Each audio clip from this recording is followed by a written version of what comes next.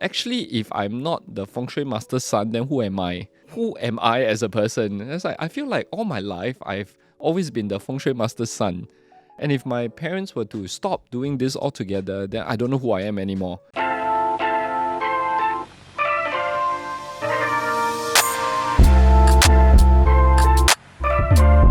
Today we have a very special guest with us, someone who actually is not part of the company. Because so far all of our guests on this podcast has been part of iFAST. Right. But even though this guest is not part of iFAST, right, he has been going viral. Insanely viral. He was monumental to media. Some of our best content here. And when I first heard that, we're gonna have him as a guest, right, I'm like, haha, lai liao. Time to ask all the interesting questions. No. So Tekan session. Yeah. If you can hear his voice, if you recognize that voice, you know today's episode very good. Hello everyone, I'm happy to be back. Thank you for having me back. This is a new format for you because usually we will ask you for expert opinion. Yes. But today you are the one getting, not say interrogated, but interrogated. Yeah, roasted lah. Roasted is the right word. Won't lah. But okay lah, we'll go about the topics the way that we laymen will ask them, because I think your profession itself is very interesting, right? It's not like the run of a mill profession that we will all choose. Be like, last time my mommy asked me when I grow up what I want to be. I want to be Fengshui Master.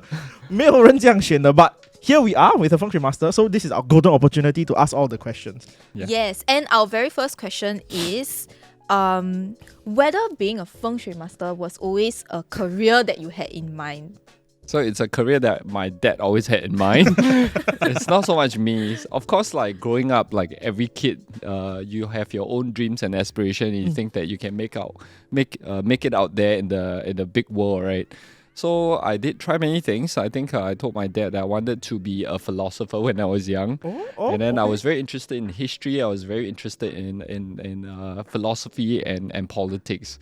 I think he's also very interested in those subjects, and I think that kind of rubbed off on me. But as I got a bit older, he started inculcating the idea of this is a family business. There's a family lineage that you have to be responsible for.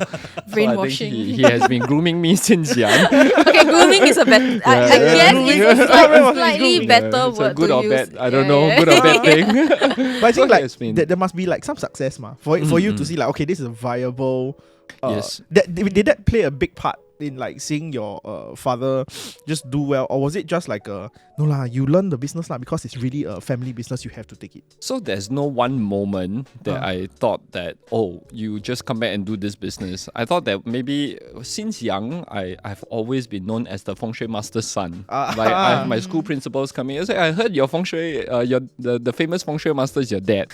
Would he be happy to come and take a look at the school? And then you always have friends coming up to you, my mom knows your parents, or my parents have heard of your parents. So you always you grow up thinking, how come my parents are so known everywhere?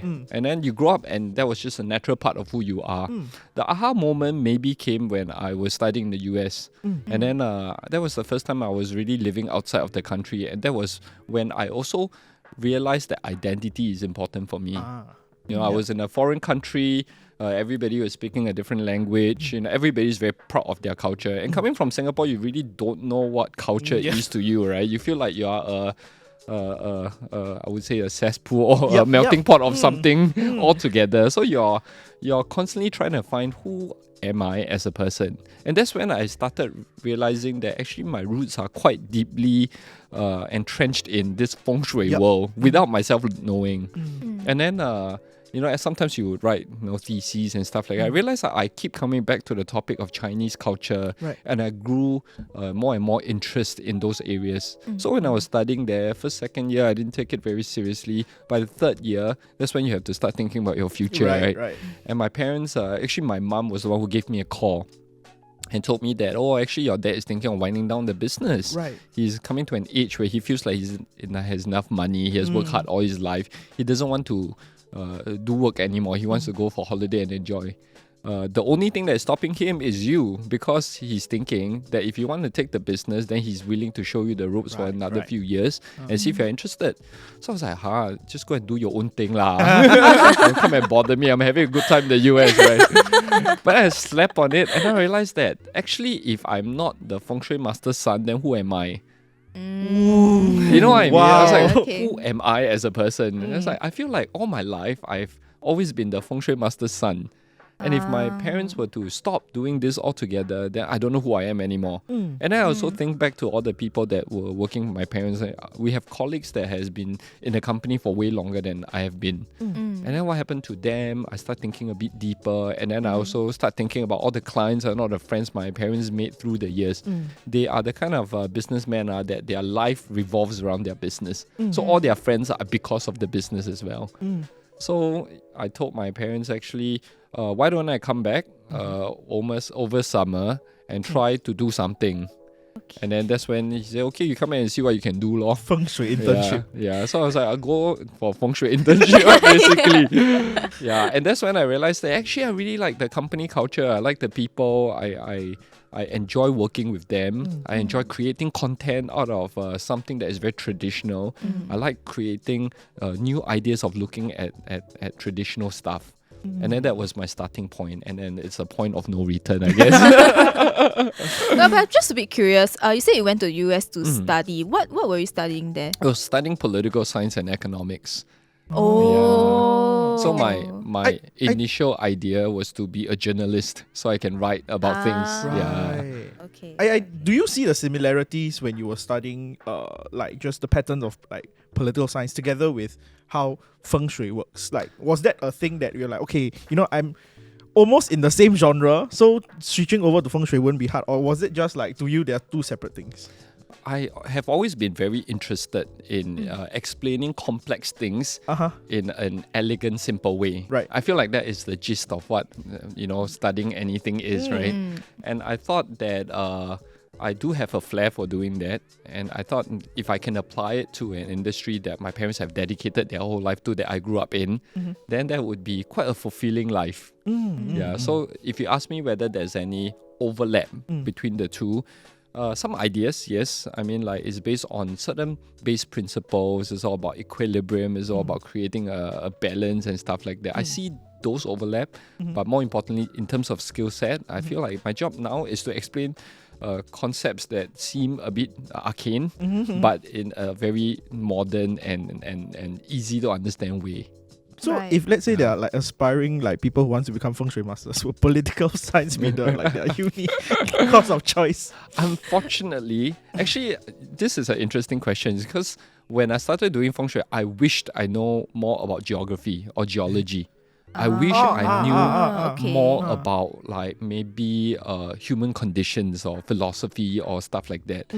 Because Feng Shui is a combination of all these things. It's combining the knowledge of an individual with their environment. Right? If I don't know enough about the environment, then what is the angle I come in from, right? So it's Feng Shui. You know, if I could, bring Feng Shui, geology and geography a bit closer together, I think that would be quite fun to do also as a project. Yeah. Oh, okay, so major in philosophy, minor in geography. Yeah. That's the way to become a Feng Shui master. I mean, you must be interested in one of the two things at the very least. You must be interested in the person and personal development, understanding this person from an individual viewpoint. Could be psychology, could be sociology, and you must be interested in environment.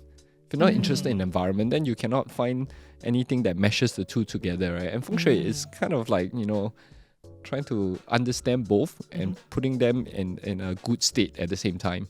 Yeah. Okay, so as you were learning to become be a Feng Shui master like your dad, right? What did you have to go through? How was the process like? So I wish there was a clearer process for me to become a Feng Shui master, and that's what we are trying to build within our company. Okay. Right? So last time it was my father always believed the best way to let my kid learn is to throw him at the deep end of the pool and hope he somehow survive and don't die. So he just throw you in front of a client and then, read his fortune. Yeah, generally that's what he really? started with. He would ask me to do things that I don't quite understand what I'm doing. He's like, hold the compass and find the reading. I was like, what for? There's no explanation. So the good thing is, I'm educated overseas, right? So I always believe that, having contrasting views at the same time in your head is very, very important. That means I have to go out and learn from many, many different people with different views. Right. And that to me is a mark of a good, well-balanced person. So I started off by going to some university, some not really university, some colleges that teaches feng shui in the US. So I wanted to see how the Western world sees feng shui. And I was in California, so California is a good place. A lot of retired Hong Kong masters go there and teach classes, do feng shui for people. So I took some Ang Mo courses over there, and they gave me somewhat of a base. And when I was there, I told my dad that you're not giving me a lot of money to live here, to have a good life. Can I make extra money from the company? Right. And he said, okay, if you can write articles for the company, then you can get paid by articles. So I needed some base knowledge. So I went online. I went to some schools over there to learn basics of feng shui. I started contributing as an editor overseas. And then when I came back to Singapore, I also made the effort to travel out to other countries to visit Fengshui Masters, to ask them Feng Shui questions, took some classes overseas as well. So that gave me a good base. I didn't really start off just learning from my father. I mean, that is the most natural way. But I feel like, it's good to be exposed to the world first before you come back and learn whatever your dad has to teach you. Because once he has his idea in your head, you are fixed. You're fixed on the idea already. I wanted to open up my mind a bit more. So you were saying that you have like dabbled in different like genres of feng shui. So would you say that you have completed your feng shui internship when you started, or is it still like a 活到老学到老 kind of situation? I mean, feng shui it's kind of like a life's philosophy, right? And nobody has ever claimed that they understand everything, to do with the mind. Any point in life, right? We are always a student of life. We are always learning because the world is always changing, and we are trying to fit ourselves in an ever-evolving world. So I don't think feng shui can really be, you know everything there is to know about feng shui. You can read all the major texts, you can understand all these different ideas, but you also have to apply it in an evolving world. Right? Just like ranking the zodiac, right? I'm pretty sure the olden feng shui master never ranked the zodiacs. But how do you apply it? How do you use ancient knowledge and make it relevant to people living in the modern world? It's to me very important. That kind of is my personal mission in the feng shui industry. Right, okay. So when do you become a master? When do you become a master? So technically, last time is whenever you xia san, right? So if you're a master graduate, you can xia san, you can go and do your own thing. But now there's no xia san. Singapore is very flat. There's no sun. Okay. But how do you feel ready to become a feng shui master? Is when you feel like you can help people. That is how, as an individual, you graduate yourself. I think there is no hard and fast rule to say you become a feng shui master when and when. Right? There's a lot of schools out there that say, you completed all the course that we can teach you. Yep. And some people just graduate themselves at that point. And some people can go through the learning for 20, 30 years and they never feel good enough to be a feng shui master. Right. So there's no standard. But to me, it's important when you start helping people around you and you see improvement and you feel like, this can be applied to more people. And of course, feng shui masters, they all start out the same way. They start with friends and family, right? Just like insurance agents. They start with friends and family and you try things and you feel like, it's working, and then you get their feedback. And then you try with some clients that are closer to you. Maybe they see you grow up and say, okay, I don't mind letting you do this case for free. And then I'll follow some of it. And then you see improvements in their life. So I guess it kind of sounds like something self-proclaimed because there isn't like a specific there's no authority or anything. Yes. So now, of course, after so many years, right, times have changed. Now there is this association called International Feng Shui Association. Ooh, okay. Right? International Feng Shui Association is started by a few known masters in their countries. They came together with the idea of making feng shui more professional.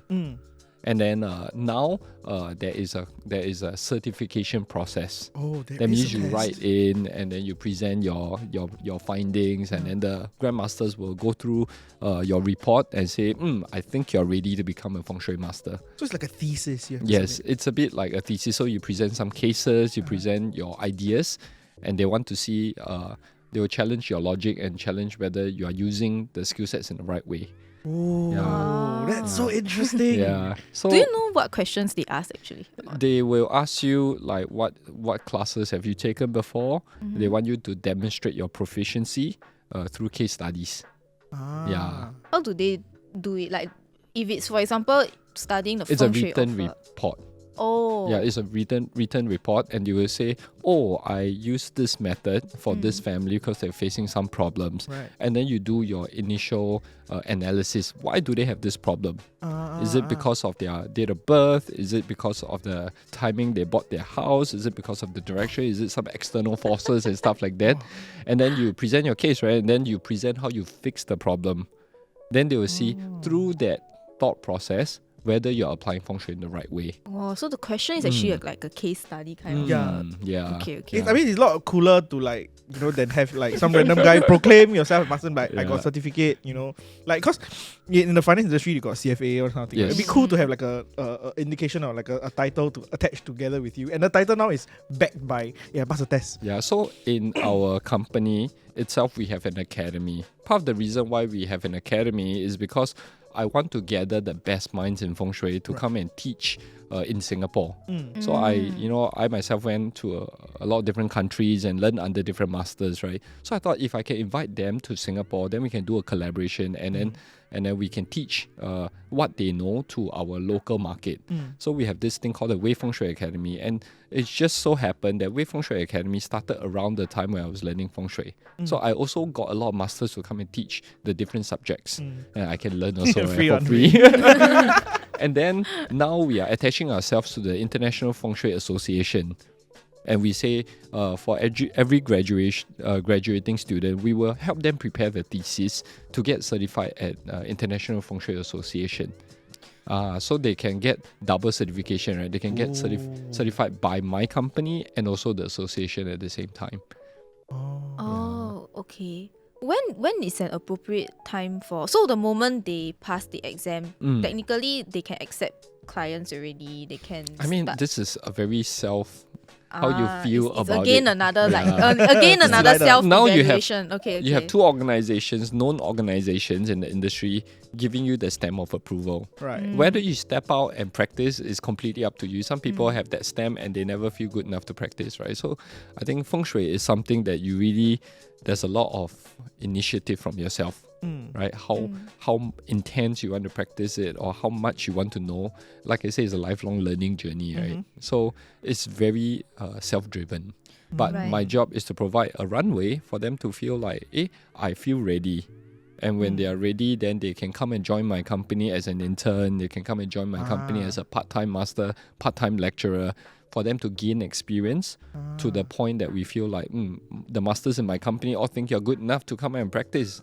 Then you should, right? Right. So there really is feng shui intern. Got lah. In my company, yes. I don't know about other companies. Because it's a very, like, I would say, ancient China thing where the feng shui master has a disciple, So you kind of like adopt this, but now modernized already. Now I can tell you, the first few years I was in my company, my job is to carry my dad's bag everywhere he goes, and that is a very traditional way of you learning things, right? You just learn by observing. There's no textbook, there's no curriculum. You just observe what your master does, and you hopefully learn as much as you can. He will keep asking you to do things repeatedly until it's muscle memory without you understanding why. And that is how in the olden days people learn, right? Yeah.